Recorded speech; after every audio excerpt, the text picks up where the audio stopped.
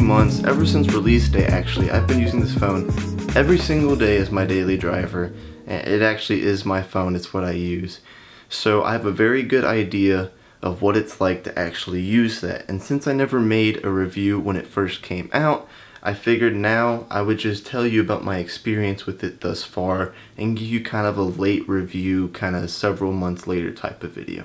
So jumping right in, the iPhone 7, it is 5.44 inches tall at 2.64 inches wide. That leaves you with a 4.7 inch LED screen and only a 0.28 inches thick, which is really thin. It also only weighs 4.87 ounces, which is very light. This phone feels really good to use. It fits in my hand properly. It's not too large, it's not too small. It's just right. Now quality wise, it's exactly what you'd expect from an Apple phone. It has a solid aluminum build and it doesn't feel like it's gonna break anytime soon. Now if you drop it, the screen will crack. But the build itself, it's solid and it feels really nice. It's not like that cheap plastic build that you find from a lot of competitors. It is also IP67 dustproof and water resistant up to 1 meter for 30 minutes. So if you have the phone in water, as long as it's within 1 meter of water, you can have it there for 30 minutes guaranteed without breaking. Now obviously you're not going to be going swimming very often with this in your pocket. This is mainly if you're in the rain or something, you want to use your phone. It's going to be absolutely fine. You're not going to have any problems with it. I/O wise, we have on the right side the power button and SIM card slot. And then on the right you have the volume buttons and then your vibrate rocker. At the bottom you have the lightning port and 2 speaker grills. Yeah, no headphone jack. We'll be talking more about that later. And then on the front side of the phone you have the new and improved home button. Although I'm not sure I'd call it a button anymore. It's really not even a button at all. It's a little dent in the phone where you can put your thumb for the fingerprint sensor. But it doesn't move down like a button. It just uses the new Taptic engine to simulate the feel of a button, but we'll be talking more about that later as well. Display wise, like I said, 4.7 inch LED screen at 1334 by 750 pixels with a pixel density of 326. Now obviously this isn't as high as some of the Samsungs, the Pixel, really any Android phone to be honest with you. And I will say that it doesn't look quite as good as the display from some of those other companies. However, it does look really good. You're not going to notice anything off about it. I actually do really like the screen. And what I think they really do the best is color representation.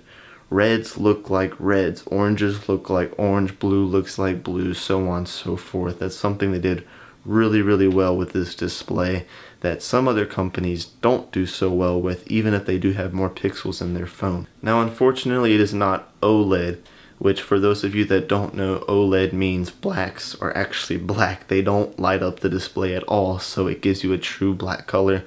You're not going to have that here, which is disappointing, but for what it is, it does look really good, I cannot lie.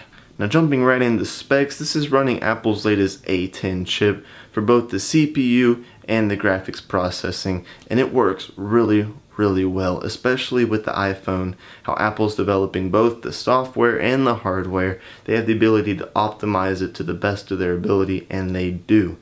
So when you're using this phone, even if you're multitasking a bajillion apps at one time, you're not going to experience any slowdowns, I can almost promise you. And if you do, it's more likely to be a bug than the hardware itself. It runs very well. I did, however, go into some benchmarks just to see quite how well it did. So I ran this against the iPhone 6s and the Galaxy S7 just to see how it improved over the last generation and to also see how it compares to a current generation phone from another competitor. So in the Geekbench 4.0 single core test, the iPhone 7 scored a 3,425. Now, things to remember, higher is better here. Against the iPhone 6s, it performed 40% better, which is quite big, 40% increase. Against the Galaxy S7, it did an astounding 87% better in this single core test, which is a lot. However, you go into the Geekbench 4.0 multi-core test, the iPhone 7 scores a 5,510, which is a 36% increase over the iPhone 6s, but only a 5% increase over the Galaxy S7. So single core wise, Apple has done really well with this A10 chip. However, multi-core, that's where competitors start to catch up a little bit more, but it still really works well, and there really can't be too many complaints at all. Now on the graphics processing side of things, I ran a test for Manhattan, and for frames per second in this Manhattan test, the iPhone 7 had 58.6 frames per second against the iPhone 6s's 56.7, which leaves it with a 3% increase. However, for the Galaxy S7, they had 25.3 frames per second. The iPhone 7 has a 132% increase over that. Now that seems like a lot, because it is. However, it's worth noting that different benchmarks will give you different results. I'm sure there are others out there where it's like a really small increase, or maybe even Samsung performs a little bit better. It changes from test to test, so really don't judge it too harshly here. However, yeah, this thing can run. And for the camera, this was something that I was very curious about, because I always thought that the Galaxies had better cameras than the iPhones, and I was wondering if Apple would be able to catch up with the iPhone 7 or not. So first off, let's just start with the specs. This camera has a 12 megapixel camera. It also has an aperture of 1.8. So does it take good pictures or not? Yeah, it takes good pictures. I mean, it's what you'd expect really. You have sharp images, and also really good color representation once as well, just like the display. However, I will say that it starts to drop off as soon as you take away light. If you go outside on a bright and sunny day and you take a picture, it's going to look amazing, I can guarantee it. However, as soon as that sun starts to set, things get a little bit darker. You're going to notice some grain almost immediately, some of that noise, and it does get really distracting, and it does ruin the image quality very quickly, so watch out for that. I decided it'd be a good idea to do some comparisons between other phones. Now, I decided to do the Google Pixel and Galaxy S7. However, I don't have any of those phones, so I found some pictures online that we can use. They're from The Verge and Fandroid. I'll have links down in the description if you want to go check those out. I do recommend it to get some extra pictures that I didn't include here. So first off, let's start with low light. Now, I will say that it does look like the Pixel is the clear winner here for really every low light picture that I have. However, when you get into the iPhone 7 and the Galaxy S7, things start to get a lot more similar. I will say once again that the iPhone has much better color representation, whereas Samsung starts to saturate things a little bit better. But honestly, they're very similar, so I don't know if you can really compare too much between them. But the Pixel does brighten things up a lot more. There's less noise. It just does a much better job in these low light situations.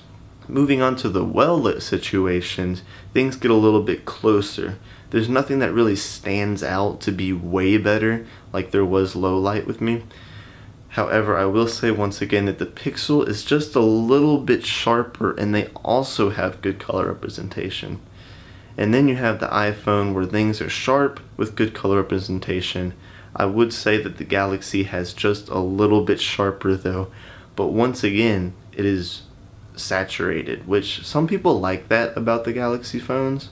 I personally don't. It doesn't look horrible, but I would rather have better color representation, but that's up to you. I think sharpness all around is good on all phones. However, I would say that the iPhone is just a little bit worse than both of them. But if you're trying to decide which phone to get, honestly, you can't go wrong either way, so don't worry about it. Now for video, this is where I was absolutely blown away. I've never been one to use the video much on my phones. However, I was just recording this video actually of me and, well, actually my grandma's dog now. I was just amazed. Granted, it was a clear sunny day, but the video is so sharp. I don't know, I just wasn't expecting it at all. Obviously, I'm recording this video right now on a pretty good camera, the Canon 70D, and honestly, the iPhone's video, at least on that day, rivaled the video I would get from this. And honestly, I'm probably going to start taking a lot more videos on my phone after seeing how good it can do. So the last thing we're going to be talking about is the user experience while using this iPhone 7. Nothing really matters if you're not having a good experience while using it. And luckily, I would say it's a pretty good user experience. Now, I will say that it is running iOS 10. So if you're the type of person that hates iOS, don't get the iPhone 7. If you are the person that does like iOS or you don't mind iOS, the iPhone 7 is something to look into. Putting that aside, it's the small things that really matter to me on this phone. Things like the new and improved home button that just, even though it's not a button, it just feels so much better to use. And going back to some of the older iPhones and trying to press the button, it just feels so tacky. It feels so cheap when you use this for so long. And it's using the new Taptic engine that Apple's included here. So you're going to feel this Taptic engine anytime the phone wants to vibrate, actually. Even just simple things. If you go and upvote a comment on Reddit, you're going to feel it. If you're on Safari and you're scrolling through one of those menus, you're going to feel it. And anytime it comes up, it kind of puts this small little smile on my face because it feels so good. It feels so futuristic. And it actually feels like, I don't know, like you're actually doing something that's just not on a phone. And it's really, really impressive. Also, what I also liked, I came from an iPhone 6 before this and jumped to an iPhone 7. So I missed the introduction to Force Touch. Force Touch is something that I really like and I use quite often. Whether it be on Safari and there's a link and you force touch it, it'll pop up in that link.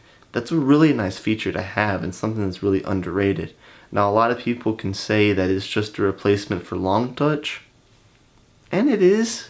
However, it's so much nicer instead of just holding down on the phone to actually press down, feel that Taptic engine at work, and see what it does. And honestly, it's just improved things a lot better to me. And that's the kind of stuff that really makes the experience of using this phone so much better. Now, the elephant in the room is there is no headphone jack on this phone, and that sucks. I'm not gonna lie, I'm one of those people that would charge their phone and listen to something at the same time. I'm currently at college, my girlfriend is a high school senior, we're an hour and a half away, so I call her every night. However, I can't charge my phone and call her anymore. So I have to think ahead of time and be like, oh, I gotta charge my phone to make sure that I can call my girlfriend later on and still have my headphones plugged in. Which, honestly, it's not even a big deal to me anymore. It's something that you get used to over time, and I think people are kind of overreacting about the whole deal. So if I can get over it, I think just about anybody can get over it. So overall, the iPhone 7 is a really nice phone. Now you're going to know if you're the type of iPhone person or not. If you don't like iPhones, then don't get the iPhone. If you do or you don't mind them, this is something to think about. So I hope you guys have learned something. I hope I informed you well enough. If I did, leave a like button. If I didn't, leave a dislike button and tell me in the comments how to improve my next review kind of video. And I will see you guys in the next one.